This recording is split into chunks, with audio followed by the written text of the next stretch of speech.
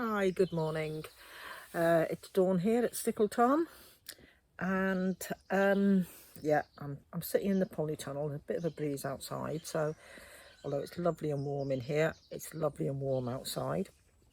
It's about 8, 9 o'clock in the morning, sun shining, blue sky. I've usually first thing in the morning. We sort of get up between 5 and 6. So first thing in the morning is when I browse through social media, emails, YouTube, etc. See what everybody's saying. We might have the new. Martin usually has the news on in the background. He likes to listen to the news first thing in the morning. And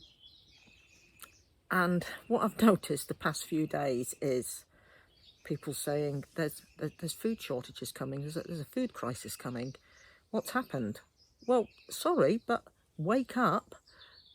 We've been talking about this for weeks. We've been talking about it for months. And if you've ignored it, well, that is your problem. You need to start acting now.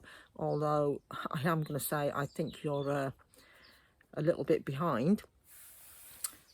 When you go shopping and the shelves all look full, which a lot of them do, and you think, nah, they're just scared. There's no food shortages. Look, I've got loads here on my shelves. Well, if you've got loads on your shelves, you need to be buying some and putting it by, because in 3 months, well, 1 month, 3 months, 6 months, 9 months, there won't be as much there. There'll be very little. We are heading towards hyperinflation. Cost of living is soaring, absolutely soaring. From the beginning of April, that's when the gas and electricity will all shoot up in price. So you'll have all received your notifications that your energy prices are going to be doubling, your energy costs. So you should have been preparing for that and thinking, how can we cut back, and, you know, getting things in place. Fuel has skyrocketed. And, oh yes, the spring budget thingamajig the other day, yeah, they took 5p off a litre of fuel. Has anybody actually seen that? 5p off the tax it was. Has anybody actually seen that? Because it's not noticeable around here. And when Martin travelled home last night, he was saying, back where he was in Bedfordshire, none of the pumps there dropped their prices when it was supposed to happen. And at one of the places last night travelling home, he said it was £1.99 a litre. So, yeah, fuel is going up. And you think, well, I haven't got a car, that's not really going to affect me. Everything going to the shops is transported and everything needs fuel. And that cost is going to be passed on to the consumer.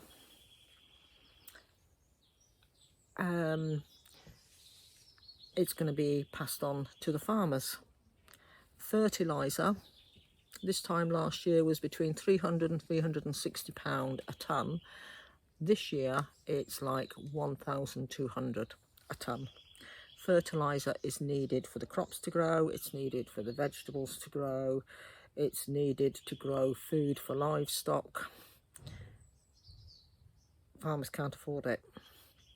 So what are they doing? A lot of farmers, because we're not a commercial farm, we're just a tiny little, what they call a micro farm, hobby farm, homestead, small holding, whatever.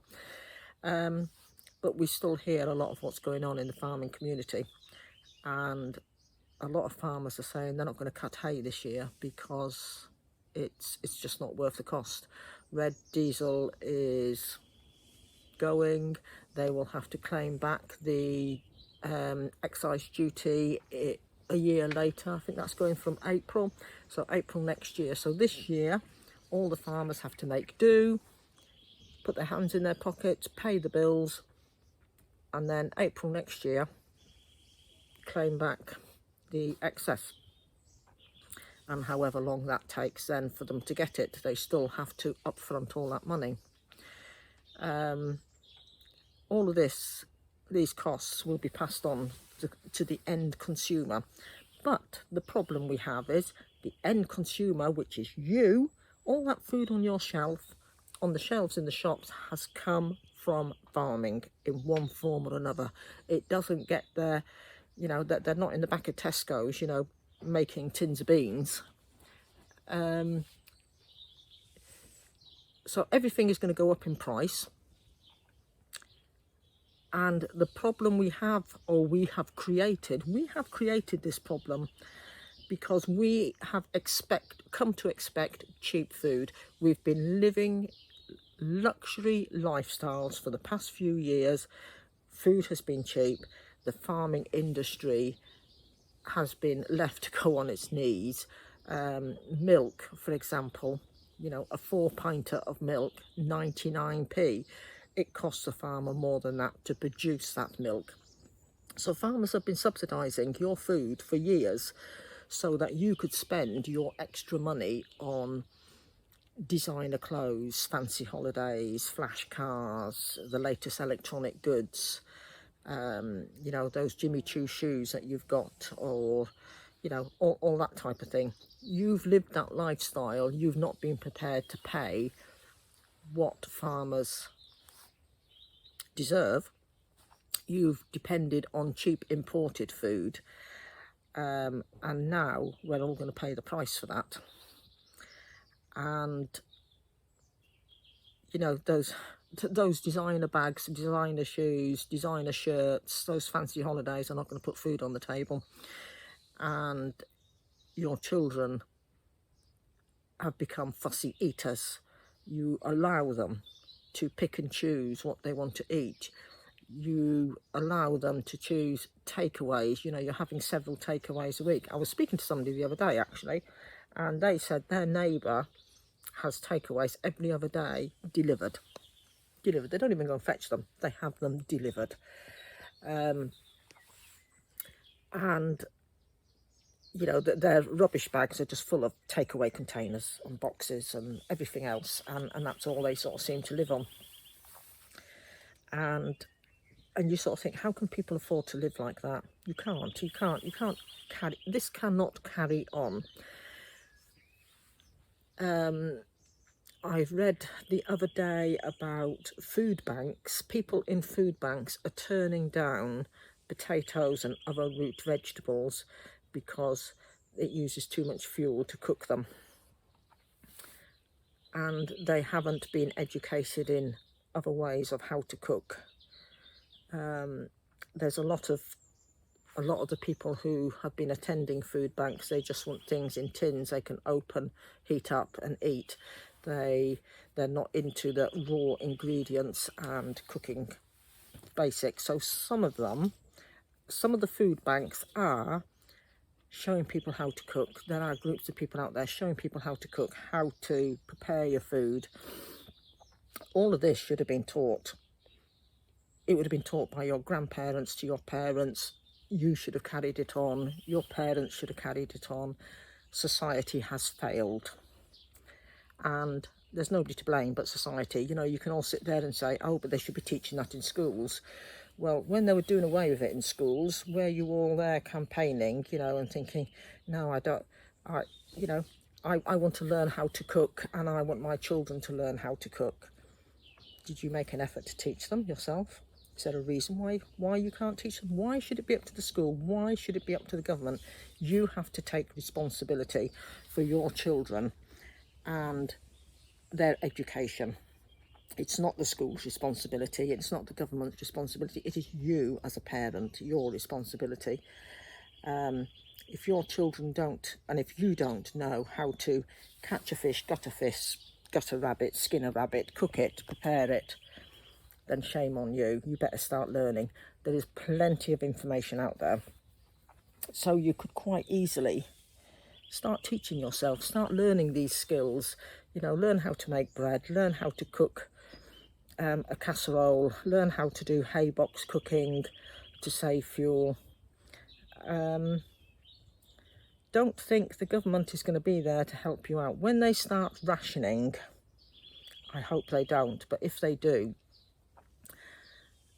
and you've just got basic bland ingredients, what are you going to do? Starve? Are your children going to starve? You know, this is all happening now, and right now you're in a position to start preparing for this. You need, every time you go shopping, if there is food on the shelves, you need to buy some extra, put it by. You need to learn how to bake. Start practicing baking bread. You know, even if you just do 1 or 2 loaves a week, start doing it. Start cooking a meal from scratch at least once a week. Involve the whole family. And yes, there'll be those who've got all the excuses in the world. Oh, we don't have time for that. Oh, we're tired. We've been working all day. And, well, so's the rest of us. You know, we all manage. Turn the TV off and spend some time in the kitchen. And there's lots of things people can do to save money. And I'll cover that on some more videos. It's... you know, that there's a lot to go through. I heard about, I think it was Belgium, that there is rationing on buying cooking oil and flour. They're only allowing 1 per person. I nipped into town yesterday. I had to go and pick up some animal feed, and I nipped into one of the supermarkets while I was down there, and I thought, oh, I'll just have a look. I couldn't believe the cost of what cooking oil they had there. There wasn't a vast amount of choice, very limited choice, and the cost was astronomical. Needless to say, I didn't buy any. I've already got a stock of cooking oil, so I didn't need any. I was just looking out of curiosity. And then I'm looking at other things that they've got there in the shop, and I'm looking for the things that should be there but aren't there, or are there in limited quantities. And what they do is they bulk the shelf out with other things to make the shelves look full. For example, flour. They had one little row, 1 facing of plain flour, 1 facing of self-raising, and these were 1 kilo bags, so that's at £2 2 ounces in weight, and they were over £1. And it's not even one of the top brands. It was a cheap brand of flour, and it looked good because it was faced up, brought to the front of the shelf, but when you actually look, there was only 2 bags of each there. The rest of the shelf was empty. Now, shops are very good at doing this. They'll bring things forward, and I know this from when I used to work in retail. You bring things forward to the end of the shelf. You stretch out. If you've got, say, a lot of tomato ketchup, instead of doing 1 facing, you'll do several facings of it, face it all forward so the shelves look full. And you know, so it's lots of tricks like that.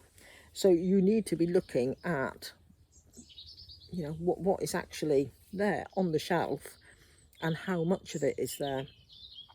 And don't be drawn into a false sense of security. Oh, there's lots there on the shelves, you know, I don't have to worry about this. Oh, they're just scaremongering. There's loads of food. There's not going to be shortages.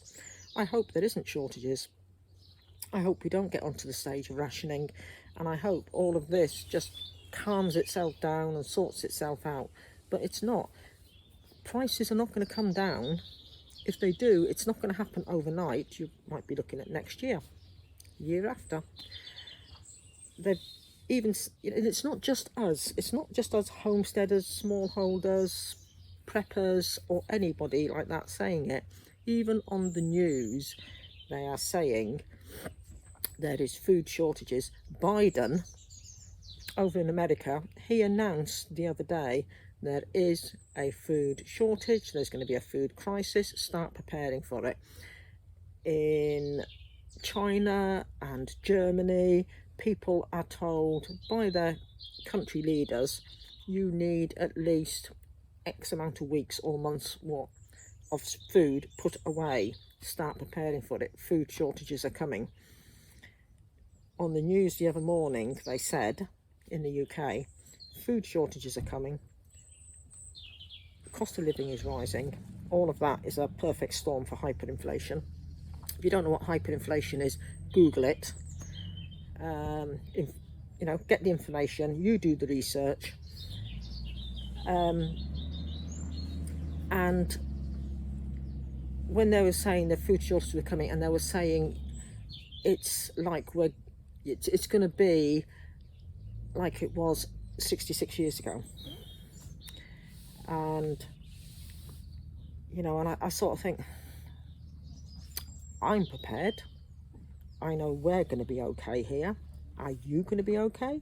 Is your pantry full? Have you got extras put by? Can you afford to pay £5 for a tin of beans? Can you afford to pay £5 for a loaf of bread? The answer is no, because the wages aren't going up. And I don't care what the budget said, you know, that universal credit is going up by, is it 3.5%? In, they say it goes up every year in line with inflation. So this year it was going up 3.5%. Inflation is going to be hitting 10%. So even people on universal credit, which is those people who are really struggling on the breadline, and this is the financial support from the government, they're going to have so little to manage on. So you need tighten the belts. You know, they keep saying that, tighten your belts. You know, we're in for a rocky ride. And yeah, the sun's shining, the birds are singing, and it all looks fine. There's plenty of food on the shelves, but in 3 months' time, it could be a totally different picture. So what would I and wouldn't I be doing right now? Well, I definitely would not be going out and buying anything designer. I would not be investing in any gold or silver. I've seen people out there saying, oh, if you've got spare money, invest in gold. You invest in gold. Yeah, fair enough, you do that. Look at Russia. They're inundated with gold. Nobody wants to buy it. It's worthless. People are spending their money on other things instead. So I wouldn't be buying, if I couldn't eat it, I wouldn't be buying it. If you're not already planning your garden for growing, you need to get planning. If you haven't got a garden, you need to get some containers. Containers can be anything. I have got some videos coming up to show people how to grow and what they can grow in small spaces and confined spaces. So I don't hear excuses off people, oh, I can't grow, I've only got a tiny little garden, I'm not like you, I haven't got acres. Well, there's lots you can do. So yeah, there will be videos I've got coming out on that. So get yourself some seeds. Start rummaging around for containers, anything from old yogurt pots to old buckets, things that you see, plant pots people selling on or getting rid of on social media. You know, loads of things can be used for containers. That isn't an excuse. I would be putting food by, and I would be making sure what I've got I am looking after, and repairing what I can, mending what I can. If you can't sew a button on, it's time you learnt. And all of these skills are going to stand you in good stead. You need to start learning how to cook from scratch. You need to learn how to bake your bread, how to make jams. You need to start paying attention to some basic foraging and what to do with them things when you forage them. You know, how to stretch your meals out. This is what you need to be doing. And if you're not doing that, and you think this is a load of rubbish and she doesn't know what she's talking about, she's just out there scaremongering, well, let's just see, shall we? I'd like to see in 3 months' time what your opinions are then, because this is happening. The warnings are out there. We've all been talking about it for months. And it's time for you to sit up and take notice and act if you're not already acting. And the other thing you need to be doing is look out for those who are not able to help themselves, you know, that elderly neighbour down the road, go down and introduce yourself, say hello, ask if there's anything they need a bit of help with. If they've got a garden, perhaps you could offer to help grow some things in the garden for them, and you both share the produce. You know, you've got to take care of the elderly in the community, the vulnerable in the community, and it's not just a case of looking out for yourself. You've got to look out for others as well, and you need to work together as a community. Right, I'm going to end there. I have got lots to do. Every day you need to be doing something, whether it's researching, planting food, cooking, putting food away. You need to be doing something. My list today, I've got some plants to plant up. I've got a video to do on that. I've got some seeds I need to get sown. I've got a garden bed to prepare, and I've still got my housework to do, and tonight's meal is all sorted.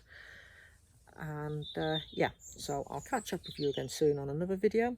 Take care, everybody. Keep busy. Make sure you're doing something every day, and look out for each other.